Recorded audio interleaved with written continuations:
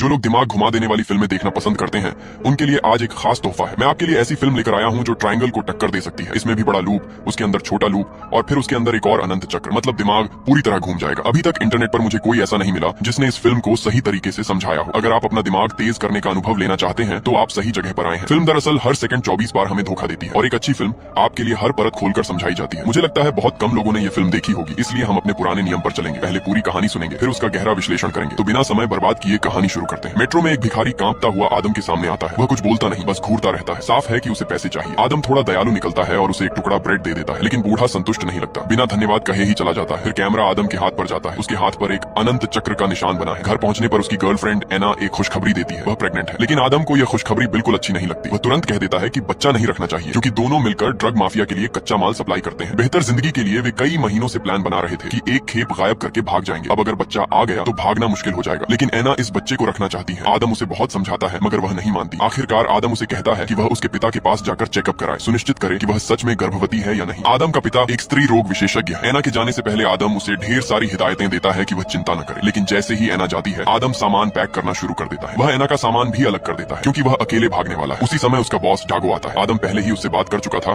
कि यह आखिरी काम होगा, उसके बाद वह कुछ समय के लिए आराम करेगा। डागो इस बार बहुत बड़ी खेप लाया है और उसे सख्त हिदायत देता है कि सावधानी से काम करना। आदम भरोसा दिलाता है कि काम पूरा होगा। डागो के जाते ही आदम माल को पहले से तैयार सूटकेस में शिफ्ट कर देता है। फिर वह कैमरा ऑन करता है और एना के लिए एक विदाई वीडियो रिकॉर्ड करने लगता है। बात करते करते अचानक उसे ट्रेन टिकट याद आते हैं, 2 टिकट जो उसने पहले ही खरीद रखे थे। अभी थोड़ी देर पहले वे मेज पर रखे थे लेकिन अब गायब है। उसे तुरंत समझ आ जाता है। एना को शक हो गया था कि वह अकेले भागने वाला है, इसलिए टिकट लेकर चली गई। गुस्से में वह तुरंत उसके पीछे भागता है। कैमरा बंद करना भी भूल जाता है। आदम नीचे भागता हुआ आता है और किसी से जोर से टकरा जाता है। वह संभल कर देखता है, सामने एना खड़ी है, लेकिन एना उससे भी ज्यादा हैरान थी। कांपती आवाज में वह कहती है कि उसने अपनी आंखों से आदम को मरते हुए देखा है। आदम को उसकी बात समझ नहीं आती। वह उसे पकड़कर पूछता है कि प्रेगनेंसी की बात उसने झूठ क्यों बोली। फिर तुरंत टिकट का जिक्र करता है। उसकी नजर एना के पैरों पर जाती है। वह देखता है कि उसकी एक सैंडल गायब है। एना कहती है कि अभी अभी उसके पिता ने उसका मेडिकल चेकअप किया है और वह सच में गर्भवती है। फिर वह सबसे चौंकाने वाली बात दोहराती है। उसने अपनी आंखों से देखा है कि डागो ने आदम को मार डाला है। सब कुछ रिकॉर्ड हुआ है। वह उस टेप के सहारे डागो को फंसा सकते हैं। लेकिन इस समय आदम के दिमाग में सिर्फ भागना चल रहा है। वह एना की एक भी बात पर विश्वास नहीं करता। वह मुड़कर अस्पताल की ओर निकल पड़ता है ताकि अपने पिता की कार लेकर भाग सके। एना उसके पीछे दौड़ती है, लेकिन तभी अचानक एक कार आकर उसे जोर से टक्कर मार देती है। सब कुछ इतनी जल्दी होता है कि समझ ही नहीं आता। गाड़ी चलाने वाला आदमी नीचे तक नहीं उतरता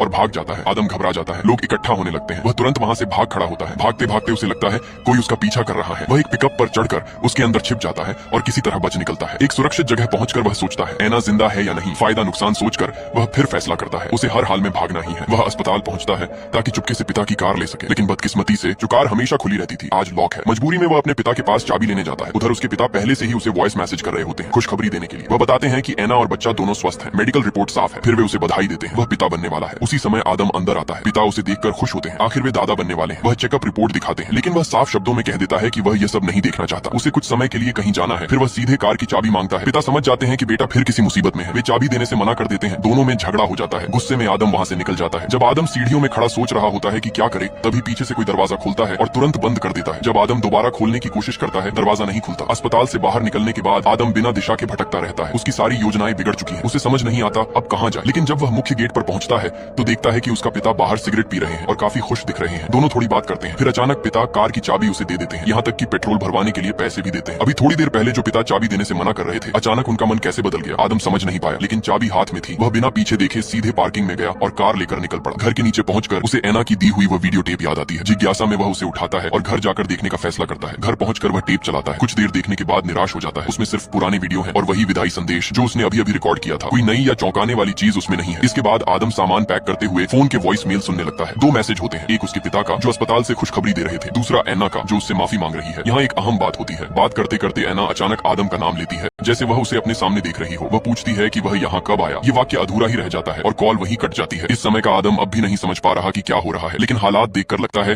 कि एना शायद अब जिंदा नहीं है। जो होना था हो चुका है। तभी अचानक वह देखता है कि टीवी स्क्रीन पर उसका ही लाइव जैसा फुटेज चल रहा है। वह जो हरकत करता है टीवी में भी वही हरकत दिखती है। वह घबराकर फास्ट फॉरवर्ड बटन दबाता है और सच में आगे का दृश्य दिखने लगता है। डागो आता है और उसे गोली मार देता है। आदम बुरी तरह डर जाता है, जल्दी जल्दी सामान समेटने लगता है। तभी दरवाजे पर कोई आता है। वह झरोखे से देखता है, बाहर एना खड़ी है। लेकिन जैसे ही वह दरवाजा दरवाजा खोलता है, डागो सामने आ जाता है। अब हालात पूरी तरह बिगड़ चुके हैं। स्पष्ट है डागो को उसकी योजना का पता चल चुका है। वह आदम से कहता है माल वापस कर दो और मेहरबानी दिखाते हुए कहता है कि वह दोनों में से एक को जिंदा छोड़ देगा। यही आदम की असलियत खुलकर सामने आती है। हालात बिगड़ते ही वह तुरंत खुद को अलग करने लगता है और कहता है कि यह सब एना का प्लान था, उसका इससे कोई लेना देना नहीं। जिम्मेदारी लेने के बजाय वह फिर भागने की कोशिश करता है, लेकिन डागो उसे गोली मार देता है। डागो जब आदम की लाश ठिकाने लगाने में लगा होता है, एना चुपके से वीडियो टेप उठाती है और वहां से भाग निकलती है। डागो को जब पता चलता है कि एना भाग गई है तो वह उसके पीछे दौड़ पड़ता है। दोनों एक दूसरे के पीछे भागते जाते हैं। भागते भागते एना अचानक आदम से टकरा जाती है। यही से कहानी फिर उसी जगह जुड़ती है जो पहले दिखाया गया था, लेकिन फर्क ये है कि फिल्म की शुरुआत वाला आदम तो बाथटब में मारा जा चुका है। अब यहाँ एक नया आदम मौजूद है। समझने की सुविधा के लिए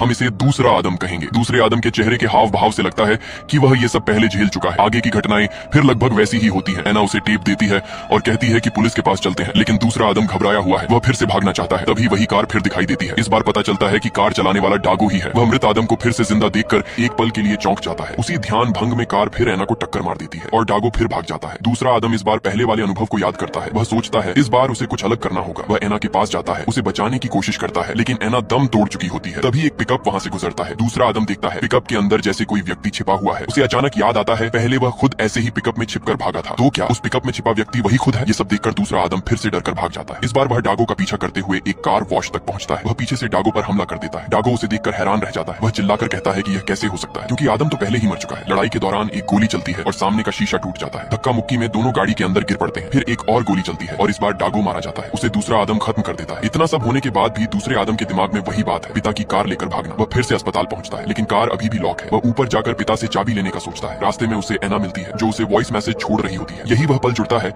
जब पहले आदम ने घर पर वॉइस मेल सुना था, जहाँ एना ने अचानक आदम से पूछा था कि वह यहाँ कब आए। अब दूसरा आदम अपनी आंखों से देख रहा है कि एना जिंदा है। उसे यकीन नहीं होता, लेकिन यह राहत की बात है। दूसरा आदम एना को छत पर ले जाता है और अपनी योजना बताता है। वह अभी भी पहले कार लेकर भागना चाहता है, फिर बाद में एना को बुलाने की सोचता है, लेकिन एना फिर भी पुलिस के पास जाने की बात करती है। दोनों में बहस होती है। आखिरकार वे अलग अलग रास्ते चुन लेते हैं। इसके बाद सीढ़ियों में दूसरे आदम को एक जूता मिलता है और फर्श पर सफेद पाउडर बिखरा हुआ दिखाई देता है। सीढ़ियों से बाहर निकलते ही एक महिला सफाई कर्मचारी बताती है कि अभी कुछ देर पहले डागो यहाँ आया था। उसने कहा कि एना की तबीयत खराब है, इसलिए वह उसे ले जा रहा है। दूसरे आदम को अचानक कुछ याद आता है। वह दौड़ते हुए बेसमेंट पहुंचता है। तभी देखता है डागो एम्बुलेंस लेकर निकल चुका है और उसके पिता की कार भी गायब है। सिर्फ एक स्पेयर टायर पड़ा है। वह फिर से घर भागता है। वहाँ देखता है पिता की कार किसी ने घर के पास खड़ी कर दी है। अब दूसरा आदम पूरी तरह उलझ चुका है। वह लगभग बेहोशी की हालत में घर के अंदर जाता है। दरवाजे पर पहुंचते ही अंदर हलचल की आवाज सुनाई देती है और फिर वह देखता है उसे ही गोली मार दी जाती है। दूसरा आदम यह देखकर घबरा कर भागता है। भागते समय एक फूलदान गिरा देता है जिससे डागो सतर्क हो जाता है, लेकिन तभी एक आवारा बिल्ली आ जाती है और उसका ध्यान भटका देती है और दूसरा आदम बच निकलता है। इसके बाद वह देखता है एना फिर से भागती है।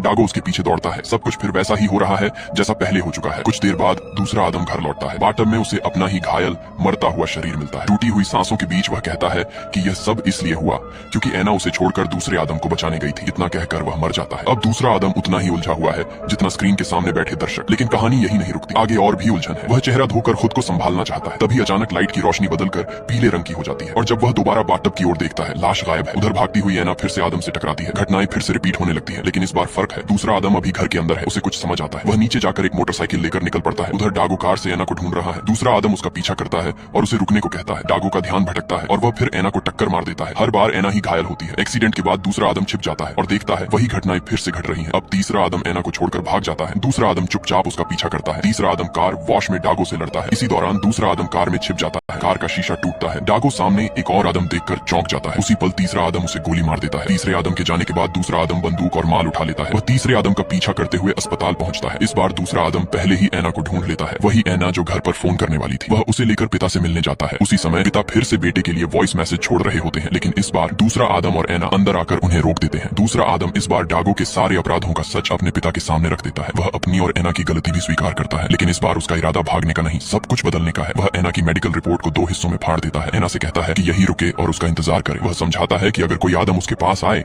तो इन दोनों कागजों को मिलाकर देखे। अगर टुकड़े बिल्कुल सटीक तरीके से जुड़ जाए तभी समझना कि वह सच में वही है और सिर्फ उसी हालात में खुद को सुरक्षित समझना। एना से विदा लेकर दूसरा आदम सीढ़ियों से नीचे जाने लगता है। वहीं उसकी मुलाकात तीसरे आदम से हो जाती है जो वहीं खड़ा सोच रहा था। यहीं यह साफ होता है कि पहले जब दूसरे आदम ने सीढ़ियों में किसी को दरवाजा खोलते बंद करते देखा था, वह व्यक्ति तीसरा आदम ही था। तीसरे आदम के जाने के बाद दूसरा आदम अचानक डागो से टकरा जाता है। वह डागो को लिफ्ट में धकेल देता है और उसका एंट्री कार्ड छीन लेता है। लगता है डागो इस अस्पताल में काम करता है, शायद सुरक्षा विभाग में, इसीलिए उसे अंदर बाहर आने की सुविधा थी। दूसरा आदम डागो को बेसमेंट में बंद कर देता है। फिर कंट्रोल रूम में जाकर कैमरे में देखता है कि तीसरा आदम अभी अभी अस्पताल से निकला है, लेकिन ज्यादा देर नहीं लगती। डागो बेसमेंट से निकल आता है। गुस्से में वह एना को किडनैप कर लेता है। सीढ़ियों में फैला सफेद पाउडर और एना का खोया हुआ जूता, यही उसी झड़प के निशान थे। डागो एना को ले जाता है। थोड़ी देर बाद दूसरा आदम वहाँ से गुजरता है। दृश्य देखकर उसे सब कुछ जाना पहचाना लगता है। वह जूता उठाता है, पिता के ऑफिस में जाकर माल और एक हार्ड ड्राइव लेता है, फिर बेसमेंट में जाकर जबरदस्ती पिता की कार निकाल लेता है। जैसे ही वह कार बाहर निकालने वाला होता है, वह देखता है कि तीसरा आदम पिता से बात कर रहा है। फिर तीसरा आदम पार्किंग की ओर बढ़ता है। पकड़े जाने का खतरा है। दूसरा आदम पीछे हटने की कोशिश करता है, लेकिन रास्ता बंद है। आखिर वह गाड़ी तेजी से निकालकर भाग जाता है। घर पहुंचता है। इस समय डागो और एना अभी नहीं पहुंचे हैं। वह फोन के सारे वॉइस मैसेज डिलीट कर देता है, वीडियो टेप चला देता है और दरवाजे पर इंतजार करने लगता है। कुछ ही देर में डागो एना को लेकर अंदर आता है। डागो फिर उसे मारना चाहता है, लेकिन इस बार वीडियो पहले से चल रहा है। डागो खुद को रिकॉर्ड होता देखकर संभल जाता है। दूसरा आदम बंदूक तानता है और कहता है कि उन दोनों को छोड़ दे, लेकिन डागो पुराना खिलाड़ी है। एक चालाकी से बचते हुए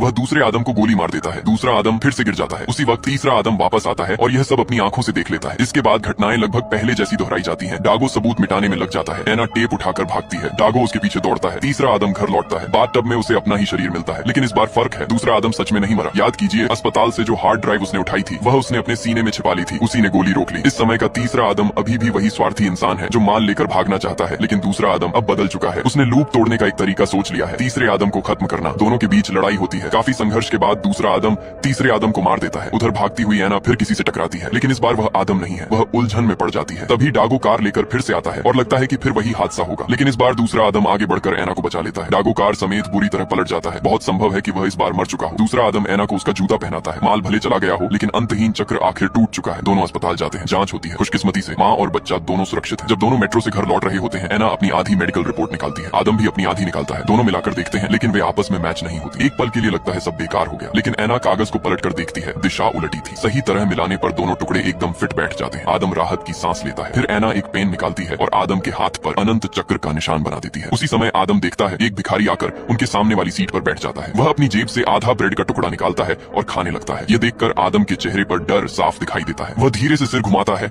और फिल्म यही खत्म हो जाती है। अब इस अंत का असली मतलब समझना जरूरी है। याद कीजिए, फिल्म की शुरुआत में वही भिखारी आदम के सामने खड़ा था। आदम ने उसे ब्रेड का टुकड़ा दिया था, फिर वह जाकर सामने बैठकर खाने लगा था। अगर हम शुरुआत और अंत को जोड़ें तो स्पष्ट होता है, भिखारी के सामने बैठे हुए लोग वही आदम और एना हैं जो अभी अभी पूरा चक्र झेल कर आए हैं। और जब आदम सिर घुमाता है तो संभव है कि वह देखता है एक दूसरा आदम जो अभी इस सबसे अनजान है और चक्र में प्रवेश करने वाला है। यही कारण है कि उसके चेहरे पर भय था। इसका मतलब है चक्र अभी भी जारी है। अब समझते हैं यह चक्र कैसे काम करता है। सबसे पहले एक बात साफ करनी होगी, इस फिल्म का लूप ट्रायंगल जैसा नहीं है। उस फिल्म में बड़ा चक्र और छोटा चक्र अलग अलग चलते हैं। दोनों एक दूसरे को प्रभावित नहीं करते, लेकिन इस फिल्म में ऐसा नहीं है। यहाँ कोई बड़ा या छोटा चक्र नहीं है, सिर्फ अलग अलग अवधि वाले चक्र हैं। वे एक दूसरे में फंसे हुए हैं, एक दूसरे को प्रभावित करते हैं। कोई भी चक्र अकेले अस्तित्व में नहीं रह सकता। यहाँ न शुरुआत स्पष्ट है, न अंत, न कारण, न परिणाम। चक्र का कोई भी बिंदु एक साथ शुरुआत भी है और अंत भी। जो परिणाम है वही कारण है। अब मान लो फिल्म की शुरुआत वाला आदम जिसके हाथ पर निशान है और जो मेट्रो से घर लौट रहा है, वही प्रारंभिक बिंदु है। वह घर जाता है, एना के प्रेग्नेंट होने की खबर मिलती है, वह भागने का सोचता है। यहीं से शुरू होता है प्रेम की परीक्षा वाला अनंत चक्र। अगर सब कुछ झेलने के बाद भी वह एना से प्यार नहीं करता तो वह फिर उसी चक्र में फंस जाएगा। अगर वह बदल जाता है, एना से सच्चा प्यार करने लगता है, तो वह एना के साथ मेट्रो में बैठेगा। एना उसके हाथ पर फिर से अनंत का निशान बनाएगी। वह भिखारी को देखेगा, उसे सब समझ आ जाएगा और फिर वह दोबारा शुरुआत वाला आदम बन जाएगा। यही कारण है कि जब एक आदम मरते समय